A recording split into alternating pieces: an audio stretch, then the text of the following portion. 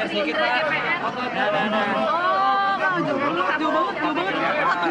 Pak Prabowo kan akan menyampaikan dua pidato kenegaraan perdana beliau. Nah ini dari fraksi Gerindra seperti apa? Ya saya pikir ini pidato perdana yang akan sangat epik ya, di mana Pak Prabowo pasti akan menyampaikan updating terkait program-program andalan beliau tentang makan bergizi gratis, koperasi kelurahan, koperasi desa Merah Putih, ya, sekolah rakyat, lumbung pangan, dan penegakan hukum khususnya wabil khusus soal pemberantasan korupsi.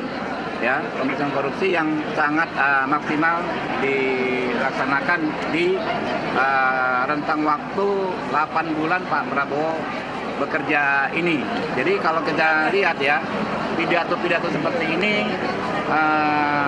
sama mungkin mirip dengan pidato-pidato pemimpin-pemimpin bangsa lain di luar negeri ya, di Singapura ketika misalnya Perdana Menteri Lee Kuan Yew menyampaikan pidato seperti itu setiap tahun di parlemennya ya. Jadi nanti kita sama-sama lihat ya apa yang akan disampaikan Pak Prabowo, capaian beberapa bulan beliau di kekuasaan ini, dan kami sangat memandang optimis. Memang ada dinamika ya dalam pelaksanaan kebijakan beliau.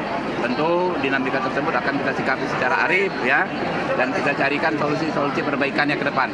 Oke. Sudah ada bocoran Pak mau ngomongin apa mungkin Pak Prabowo? Saya bilang tadi ya, kalau Pak Prabowo sih kemungkinan besar ngomong MBG, ngomong Kopdes Merah Putih, ngomong sekolah rakyat, ngomong lumbung pangan ya. Yang kita lihat antusiasme masyarakat di mana-mana ya terhadap program ini luar biasa.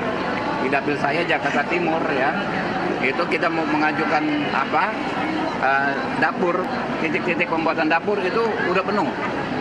Jadi kalau jumlah dapur saat ini belum maksimal, misalnya belum mencapai target, saya yakin dalam waktu dekat jumlah dapur MBG ini ya, apalagi di Jakarta, akan segera mencapai targetnya. Bahkan pasti memenuhi kuotanya, melebihi kuota yang sudah ada, gitu loh.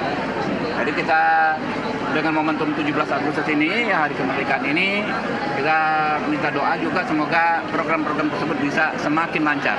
Okay? Pak, kalau Pak Jokowi dulu di sidang tahunan pertamanya itu nyentil, Abang ngebahas juga soal nyentil para menterinya itu Pak. Nah kira-kira kalau Pak Prabowo hari ini kira-kira ada sentilan evaluasi khusus mungkin para beberapa menteri mungkin? Enggak lah.